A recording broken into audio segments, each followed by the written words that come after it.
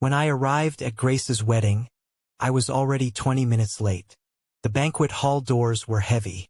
I pushed them open with my shoulder, and the hinges let out a dull thud.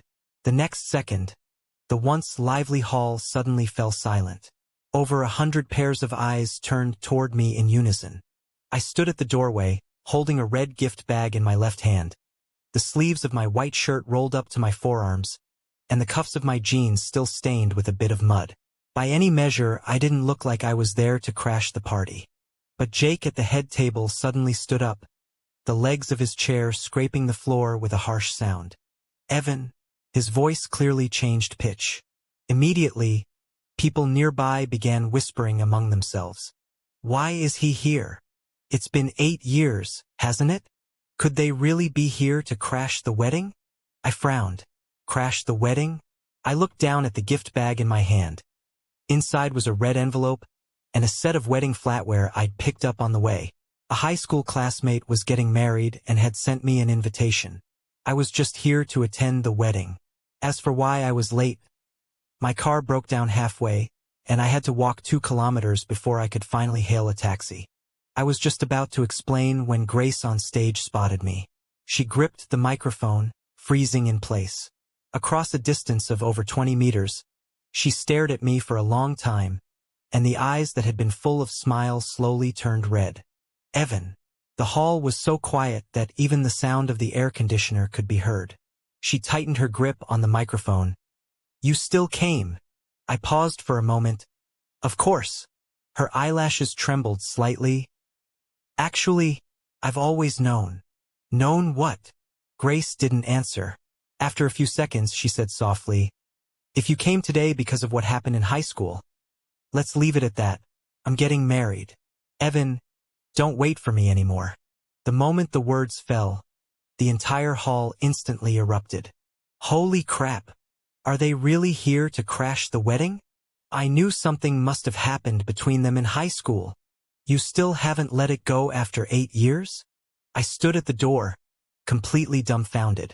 In that moment, for the first time, I felt as if I had stumbled into a script written long ago for someone else. I paused for 2 seconds and asked earnestly, "Grace, is there some misunderstanding?" She froze. The whole room froze. I raised the gift bag in my hand. "I'm here to give a gift." Dead silence. I don't know who laughed first. Immediately after, the entire banquet hall erupted into uproarious laughter. Jake even hunched over, clutching his stomach. "Evan, you're still as good at pretending as ever." I almost laughed in anger. "What am I pretending?" Jake rushed over and slung his arm around my shoulder. "Come on, stop acting. Everyone knows about what happened in high school." "What is it?" I really didn't know. Jake was just about to speak when a cool voice suddenly came from the back of the crowd. "He is my boyfriend." The laughter stopped abruptly. I turned around and saw Lena. She was wearing a white bridesmaid's dress, her long hair draped over her shoulders. I hadn't seen her in 8 years. She looked much more mature than in my memories, yet I recognized her at a glance.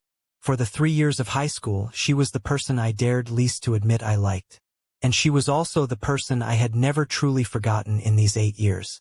She walked through the crowd, step by step, until she stood before me, and then, under the gaze of everyone, naturally took my arm. My body instantly stiffened. She leaned in closer, a composed smile still on her face, and her lips barely moved. "Play along."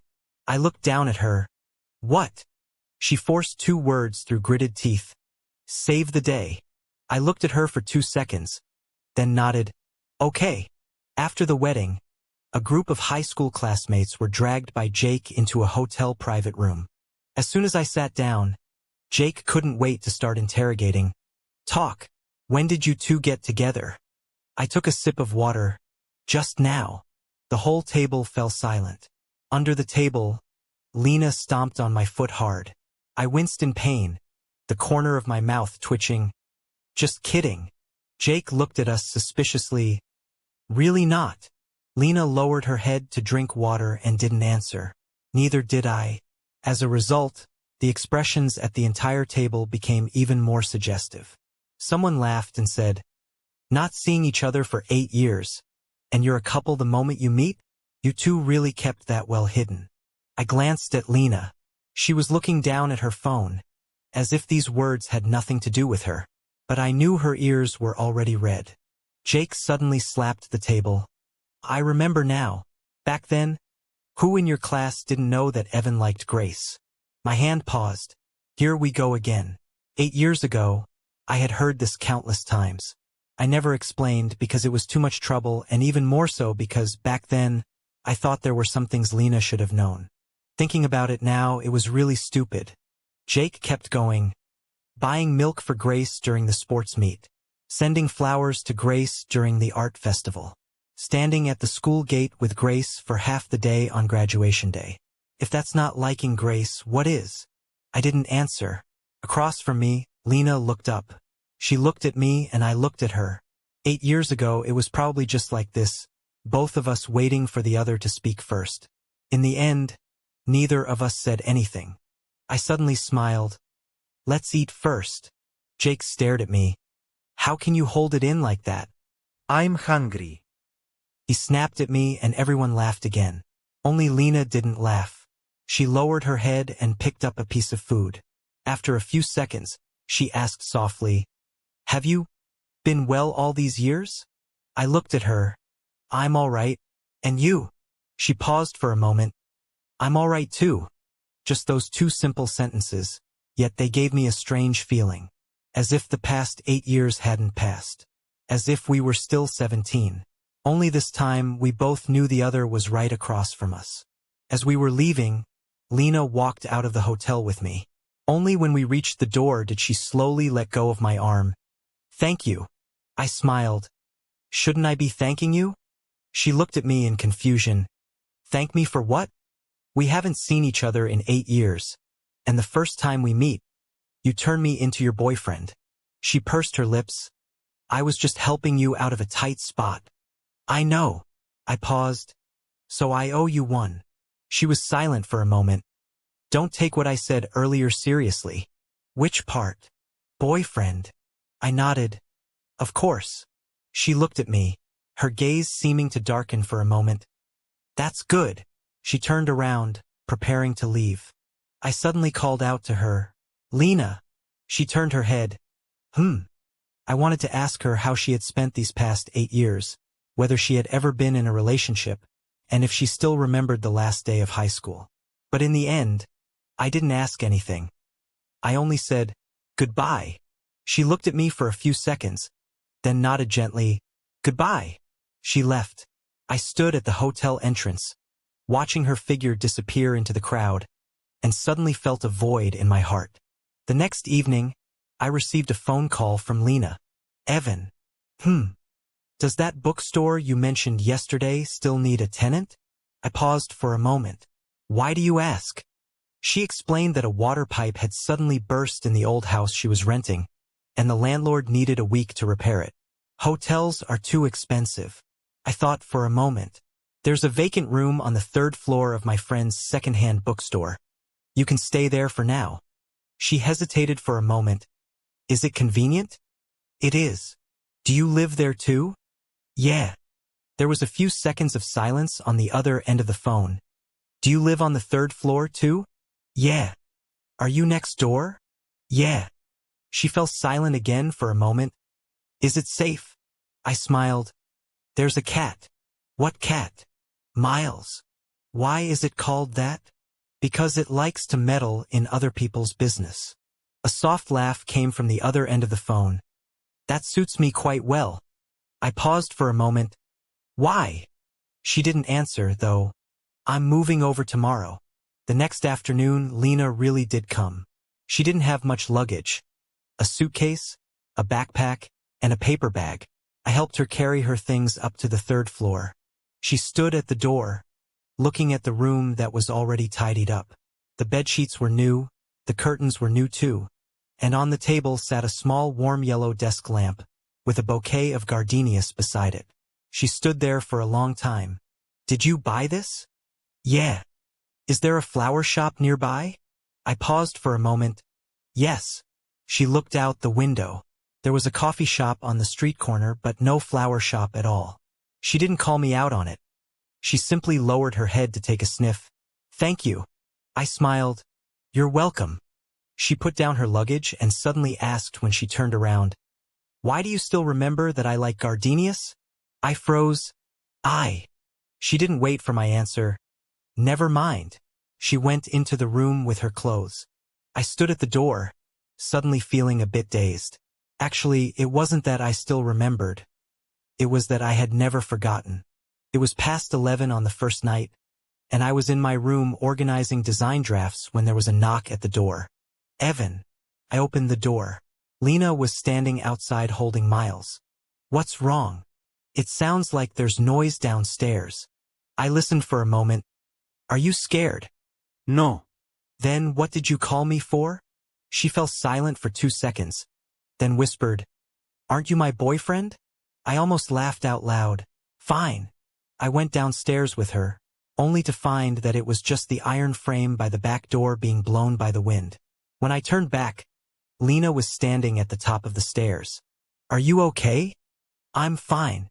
She visibly breathed a sigh of relief. We looked at each other for a few seconds.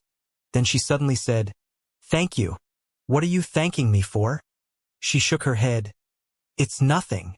She turned and walked a couple of steps, then stopped again. Evan. She seemed to want to say something, but in the end, she just shook her head. Forget it.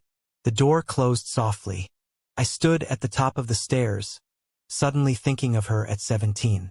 She had always been like this, clearly having something to say, yet always swallowing it back at the very last second. The next morning, when I went downstairs, breakfast was already laid out on the table. Soy milk, 2 steamed buns, and a fried egg without scallions. I paused for a moment. Yours. Lena sat at the table. I looked at the fried egg. How did you know I don't eat green onions? She looked up. I knew back in high school. I didn't say anything. She lowered her head and took a sip of soy milk. There are some things I have a pretty good memory for.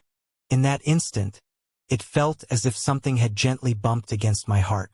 Later I realized that some memories hadn't vanished. They were merely hidden in places neither of us had touched. We began to slowly get used to each other's presence. She would remind me to take an umbrella before I left the house, and I would leave her a cup of hot milk when she worked overtime. She doesn't eat cilantro. I remember. I don't eat Chinese chives. She remembers, too. One rainy day, we went to the supermarket together. On the way back, water had pooled on the road, and she missed a step. I instinctively grabbed her hand. She didn't pull away, and I didn't let go. We walked back to the bookstore holding hands like that, and it wasn't until we were inside that she gently withdrew hers.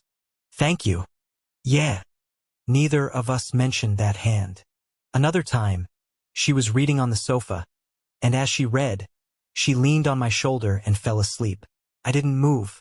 The sound of rain outside was soft, and Miles lay under the table. Looking down at her profile, I suddenly realized something. I seemed to have never truly forgotten this girl. Not 8 years ago and not now either. But such days only lasted for a week. That evening, Lena suddenly said to me, Evan, I'm planning to move out. The cup in my hand paused for a moment. Is the house fixed? Yeah. She lowered her head. It'll be ready to move into next week. I was silent for a moment. That's great. She looked up. The air suddenly fell quiet. I didn't know why, but my chest felt a bit tight. Yet in the end, I just said, then congratulations in advance. She looked at me, and in that instant, the smile on her face slowly faded. Okay, good night. Good night. She went back to her room, and the door closed softly. I sat alone in the living room, looking at that door, suddenly feeling an indescribable sense of loss. The next day, she started deliberately avoiding me. No longer having breakfast together, no longer waiting for me to close the shop, and rarely even speaking to me. I didn't know what had happened. Until evening, Jake called me. You still don't know? Know what? Lena is planning to go out of town. I froze. What? She applied for a job at a company in another province, and has already received an offer. There was a pause on the other end of the line. She's leaving next week. I held my phone, unable to speak for a long time. After hanging up the phone, I stood on the balcony. The night breeze blew past, and I suddenly thought of graduation day 8 years ago. That day, I was also standing at the school gate waiting for someone. I waited for a long time, but she never came out. Later, I found out that she had also been sitting in a car not far away, waiting for me to walk over. But neither of us took that step. So one person left, and the other didn't chase. 8 years. Do we really have to go through this again? I stood up abruptly, turned around, and pushed open her door. Lena was sitting by the bed packing her luggage. The suitcase was only half full. Seeing me, she clearly froze for a moment. You! I walked over and placed my hand on the suitcase. Don't go. She froze. What? Don't go. She looked at me. Why? I opened my mouth with so many things in my mind, yet I couldn't say a single word. She suddenly smiled, though there was a hint of bitterness in it. Evan, didn't we already agree? On the wedding day, I was just stepping in to help. You don't need to look after me anymore. Whether I move out or not, what does that have to do with you? I looked at her, my heart clenching tight. 8 years ago, I said nothing. 8 years later, am I going to lose her again because I still won't speak? I reached out and held her hand. It matters. She froze. What? Whether you leave or not concerns me. She looked at me, her eyes slowly reddening. Evan. I took a deep breath. I don't want to pretend anymore. The fake couple act can end. But my pursuit of you has just begun. She was completely stunned. I looked at her, and this time I didn't look away. I liked you back in high school. It was never Grace. On graduation day, the person I was waiting for at the school gate was you, too. Her tears fell. Why didn't you? Because I was cowardly back then. I smiled bitterly. I thought that as long as I liked you, you would find out sooner or later. Later I realized that if I didn't say it, no one would ever know. She looked up at me. I held her hand tight. So this time, I won't make you guess. Lena, will you stay? She didn't speak, only gripped my hand back, tighter and tighter. After a long while, she said softly, Then you can't make me guess anymore. I nodded. Okay. And you can't just disappear. Okay. And you definitely can't treat me like Grace. I looked at her. I never have. She finally smiled through her tears. Then I'll stay. A few months later, the school anniversary. Jake called all of us high school classmates back. The playground was still the same playground, and the school building was still the same school building. Only the people standing here were no longer the young boys and girls of those years. Jake dug up a stack of old photos from somewhere. No one's getting out of here today. We need to clear up what happened 8 years ago.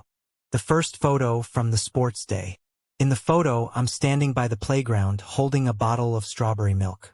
Grace is sitting in the stands. Jake slammed the table on the spot. The evidence is conclusive. Evan, are you still pretending? Everyone laughed. But I glanced at the photo. This milk wasn't for Grace. The laughter stopped. Lena also looked up. I looked at her. You had low blood sugar that day. I bought it for you. The classroom suddenly went quiet. Jake's mouth hung open. Then why didn't you just give it to her? I was silent for 2 seconds. Because I was too embarrassed. Lena's eyes slowly turned red. I continued. Later, Grace happened to run into me, and people in the class started spreading rumors. I thought explaining would be too much trouble, so I never said anything. Jake looked devastated. If you didn't say anything, how would anyone know? I smiled. That's exactly why what happened later happened. The second photo from the art festival. I'm holding a bouquet of flowers. From the angle of the photo, it really does look like I'm about to give them to Grace.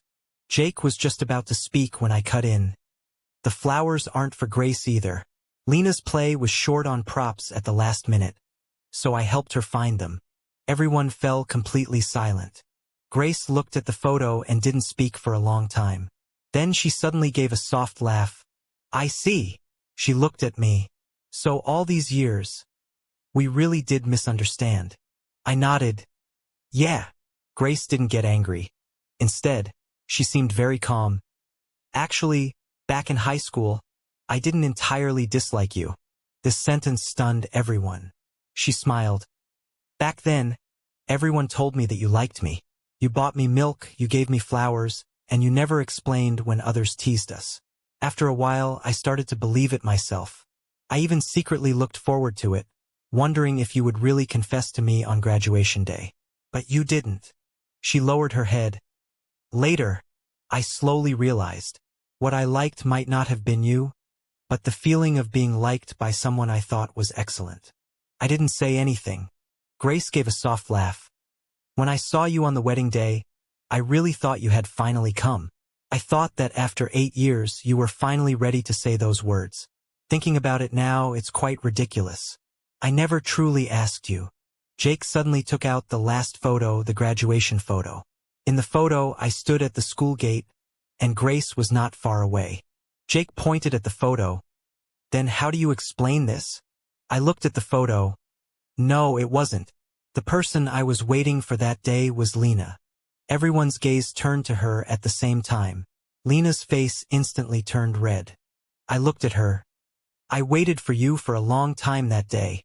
Her eyes slowly grew moist. Jake looked incredulous. So what exactly were you two doing back then? I smiled. I don't know either. After a moment of silence, I suddenly said, actually, there's one more thing.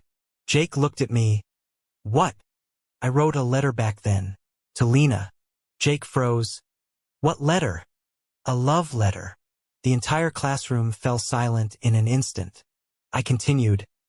I wrote for 3 hours and revised it many times. The first sentence was, I looked at Lena. Lena, after graduation, I want to go to the same city as you. Lena's tears instantly fell. Jake's expression suddenly changed. Wait, that letter. I looked at him. I gave it to you. Jake froze completely. What did you say? You said you would help me pass it on. Jake raked his hands through his hair harshly. After a long while, he remembered. I remember now. That day the homeroom teacher asked me to move things, and the letter was left on the podium. Later, a classmate collected the waste paper from the podium along with everything else. I thought I'd tell you later, but after graduation, I forgot. He looked up. Fuck, I really didn't do it on purpose. I patted him on the shoulder. I know. Everyone thought that was the end of it. When Lena suddenly spoke, Evan. I turned around. She looked at me, tears already falling. I wrote one too. I froze. What? A letter. For you. She looked at Grace. I gave it to Grace. Grace looked up abruptly. You gave it to me? Lena nodded. On graduation day, I asked you to give it to him for me. Grace sat there in a daze. A long time later, she seemed to remember something. I remember. That letter was in my bag the whole time. But graduation was so chaotic, and I never found the right opportunity to give it to him. She lowered her head. Later I saw it again, but by then, I suddenly lost my nerve. I didn't know what would happen if I gave it to him, so I just kept it. The classroom fell completely silent. 2 letters. One given to Jake, one given to Grace. 2 17-year-olds, mustering the courage to fall in love for the first time. Yet neither of them truly delivered those words into the other's hands. I looked at Lena, and she looked back at me. 8 years. We both thought the other didn't like us. But the truth was, on the very same day, we had each written, I like you. It's just that neither letter ever arrived. Jake's eyes were red as he asked, So, you two really did like each other back then? I nodded. Yeah. Lena also said softly, Yeah. Jake covered his face. Fuck, is there something wrong with you two? I laughed. Lena laughed too, even though tears were still hanging on her face. After the school anniversary ended, I didn't go straight back. I took Lena to the playground. The sun was setting. 8 years ago, we stood here too. Only back then, we were separated by a street, and neither of us walked across. This time, I walked up to her. Lena. I owe you an apology. She shook her head. Why? Because 8 years ago, I should have told you to your face instead of handing a letter to someone else. I thought that was brave, but it was actually cowardice. She looked at me. Me too. I didn't tell you to your face either. So we're even. I took a step forward. Then what about now? She looked up. I looked at her. Are you willing to listen to me now? She asked softly. Say what? I took a deep breath. Lena, I like you. Since I was 17. Not because of Grace, not because of the wedding, and not because we're pretending to be a couple. It's you. From beginning to end, it's always been you. Her tears fell again. Then why didn't you say it sooner? I laughed. Because at 17, I was afraid of being rejected. She also laughed through her tears. Me too at 17. What about now? She didn't answer. I reached out my hand. Are you willing now? She lowered her head to look, then placed her hand in my palm. I am. I held her tight. She suddenly asked, Is this for real this time? Really? Is it not to save the day? No. Is it not because of Grace? Even less so. She finally smiled. I pulled her into my arms. She didn't pull away. She simply buried her face in my shoulder. After a long while, she whispered softly, Evan. Don't leave this time. I tightened my embrace. I won't. A month later, we were organizing the bookstore warehouse together. Lena dug out a pair of broken wired headphones from an old cardboard box. She picked up one of them and suddenly froze. Evan. I turned around. When I saw those headphones, I froze too. Of course I remember. That year in sophomore year, the power went out during evening study, and the entire teaching building was pitch black.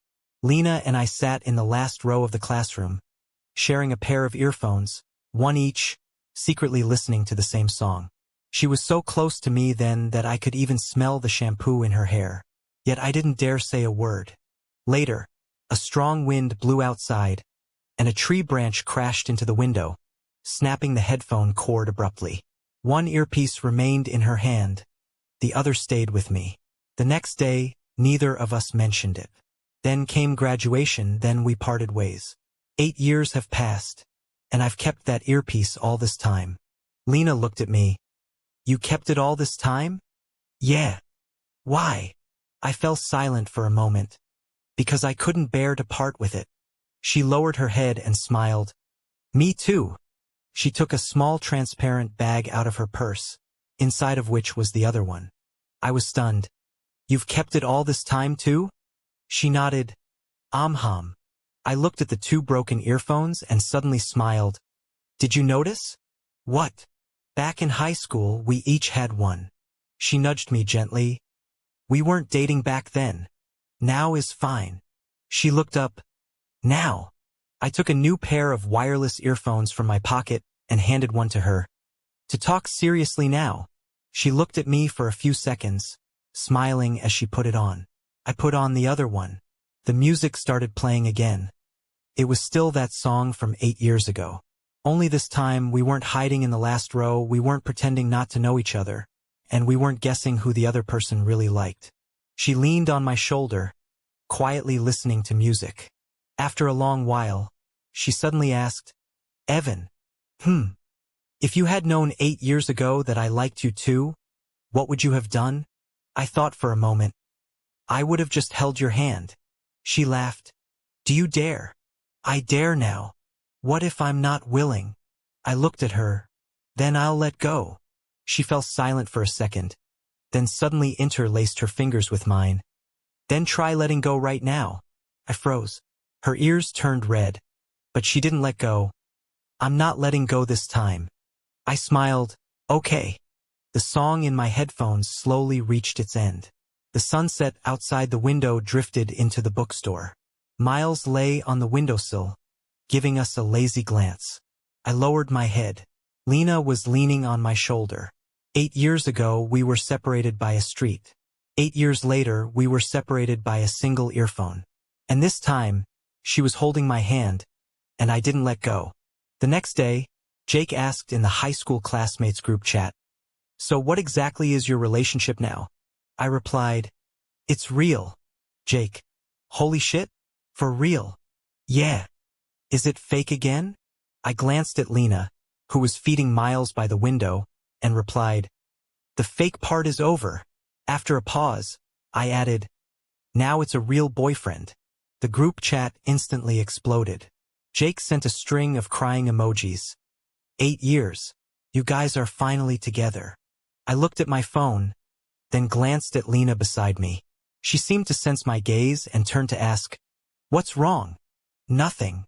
"Then why are you laughing?" "I'm not laughing."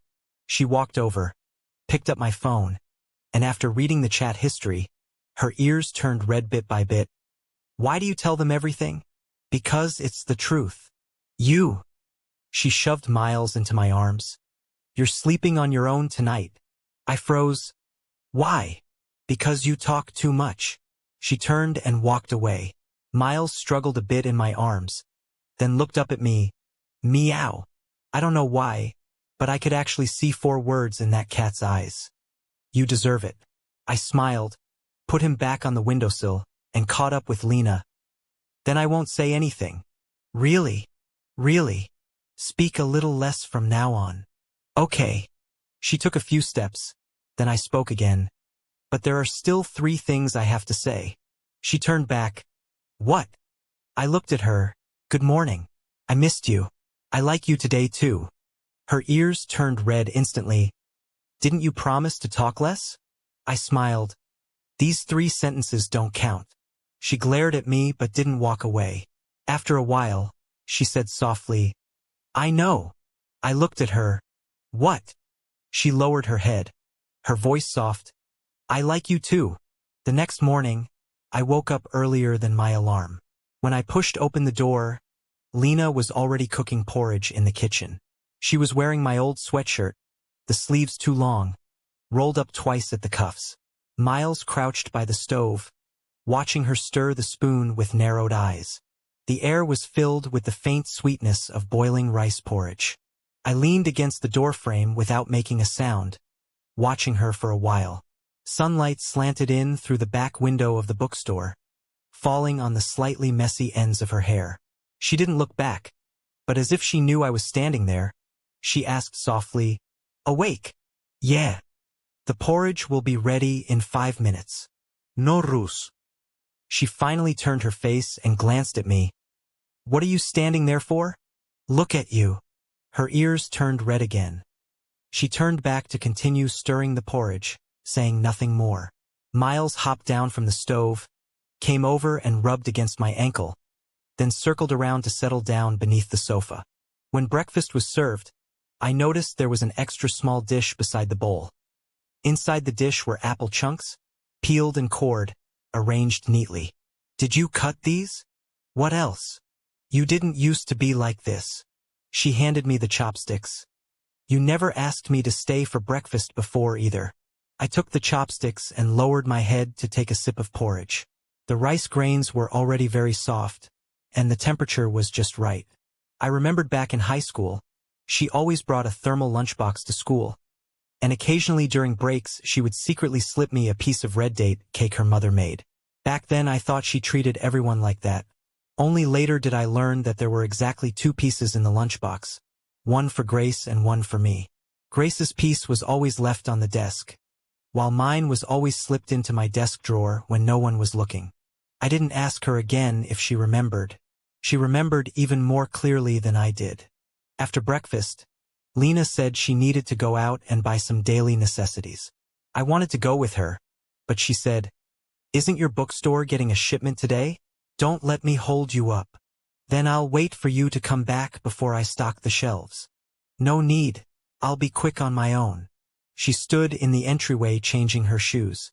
As she bent down to tie her laces, the ends of her hair swept past her knees. Watching her, a sense of deep security suddenly welled up in my heart, like a stone finally settling to the ground. This feeling was different from high school. Back then, it was frantic, like an entire summer soaked in soda, bubbling and fizzing, never knowing when it might burst. Now it is warm, like freshly cooked porridge, like that clean stretch of wrist when she rolls up her sleeves. After changing her shoes, she looked up. Why are you staring at me? Be careful on the way. She paused for a moment, then smiled. I see. After the door closed, I stood in the living room for a while, lost in thought. Miles crawled out from under the sofa, jumped onto the desk, and flicked his tail, knocking the broken wired headphones onto the floor. I bent down to pick them up, placed the two earbuds together, and gently touched them. One I had kept for 8 years, the other she had taken out of her bag yesterday. The wire had long since broken, and the casing was cracked, but when placed together I always felt they were still complete. On the way back from stocking up in the afternoon, I passed the coffee shop on the street corner. Several buckets of fresh-cut flowers were placed at the entrance, with gardenias on the very edge, water droplets still clinging to the white petals. I stopped and bought a bunch. Actually, there really isn't a flower shop nearby. Only this coffee shop sells a few when they get their daily deliveries. Last time Lena asked me, I lied and said, there is. She probably saw through it at a glance, but she didn't call me out on it. I walked back to the bookstore holding the flowers, and the moment I pushed the door open, I found that Lena had already returned. She was sitting on the sofa, holding Miles in her arms, with an old book spread open on her lap. Hearing the door, she looked up. You're back. Yeah. I placed the gardenias on the table. She looked at the bouquet and didn't speak, but the corners of her mouth curled up slightly. After a couple of seconds, she said softly, there aren't any flower shops around here. There is one today. You're lying. Then go return them. She smiled, closed the book and set it aside, then stood up and walked over to the bouquet of flowers. She lowered her head to smell them, then looked up at me. Evan. Can you stop doing this all the time in the future? Like what? I mean, saying nothing, and then suddenly doing something. I looked at her. Then I'll say it. She quieted down and waited for me. When I was coming back from getting stock today, I saw an elderly couple on the street. They were holding hands and walking slowly. I watched them for a long time. Then I thought, if you and I make it to that age, I think I'll still like you very much. She lowered her head, gently twirling a gardenia petal between her fingers. After a long while, she finally spoke, her voice a bit muffled. You're only thinking about this today? I think about it every day. She finally raised her head, her eyes slightly red, but with a smile on her lips. Then you can think about something else tomorrow. Like what? Like what to eat tonight. I've already thought about that. What? Whatever you make is fine. She was completely speechless. She turned and walked into the kitchen, tossing back over her shoulder. You talk so much. Even Miles is better at comforting people than you. I turned my head. Miles was lying on the windowsill licking his paw. Hearing his name, he gave me a lazy glance. That look was exactly the same as yesterday. I could almost read 4 words in it. You asked for it. That night, Jake sent a voice message in the group chat, his voice slurred with drunkenness. When exactly are you two treating us? I've been waiting for 8 damn years. You owe me at least 2 meals. Before I could reply, Lena peered over my shoulder, glanced at the screen, and said into the phone, wait until he doesn't talk so much. The group chat instantly exploded. Jake, holy crap, sis-in-law spoke. Evan, do something about her. Isn't the pace between you two moving a bit too fast? You just announced it yesterday, and today you're already a husband and wife duo. I lowered my head and typed, whatever she says goes. Jake sent a string of ellipses. You're done for. I put down my phone. Lena was sitting at the other end of the sofa reading, her long hair draped over her shoulders. I walked over and sat down beside her. She didn't look up, but she scooted a little closer to me. Miles jumped down from the windowsill, circled around a couple of times, and finally settled down between us. I reached out to gently nudge Miles aside, then took her hand. Her fingertips paused for a moment, then slowly clasped mine in return. The streetlights outside came on, their dim yellow glow filtering through the old bookstore's glass and falling on the bouquet of gardenias at the corner of the table. The air was filled with the scent of flowers, the old smell of book pages, and the faint lingering fragrance of her shampoo. I looked down at our clasped hands, thinking of that evening study session 8 years ago when the power went out. It was raining outside that night, the wind knocked branches against the window, and in the instant the headphone cord snapped. I almost reached out to take her hand. But I didn't. Back then, I felt that if she didn't say it first, I couldn't say it. Later I realized that what truly matters is never who speaks first, but that after speaking, neither of them turns and walks away. She suddenly gave my hand a gentle shake. "What are you thinking about?"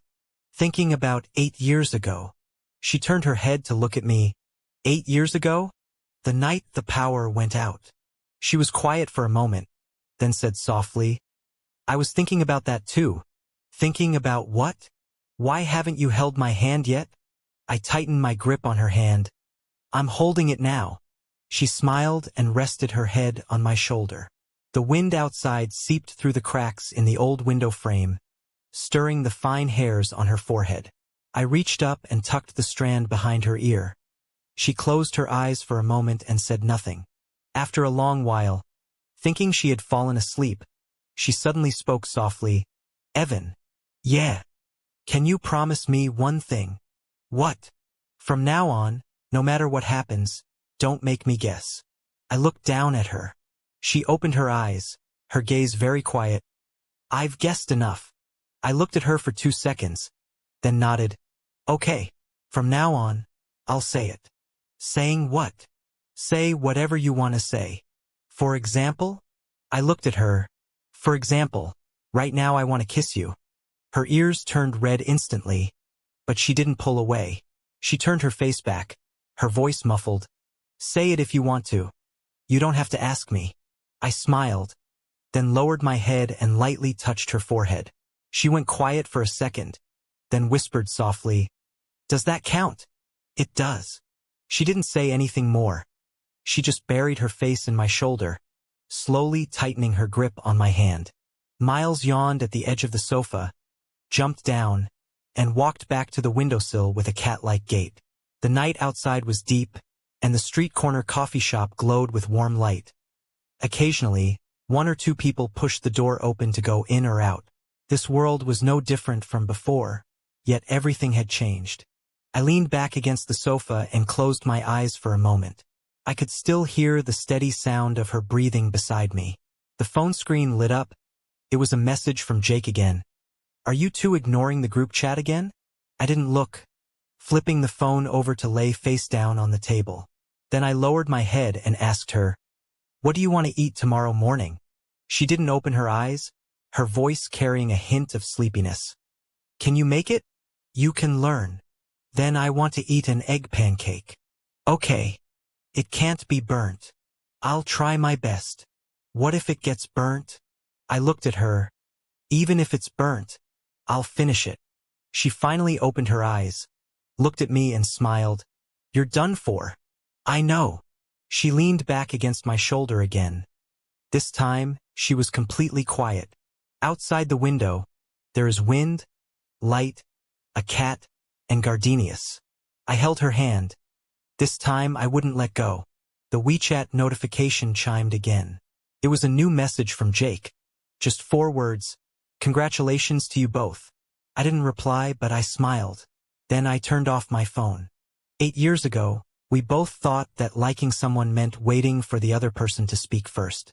Later, we realized that truly liking someone shouldn't make them guess. If you miss them, say you miss them. If you're afraid, say you're afraid. If you want them to stay, say don't go. And those 2 undelivered love letters have already made us miss out on our entire youth. So for the rest of my life, I won't make her guess anymore. And she won't make me wait anymore. Because this time I said it, and she heard it.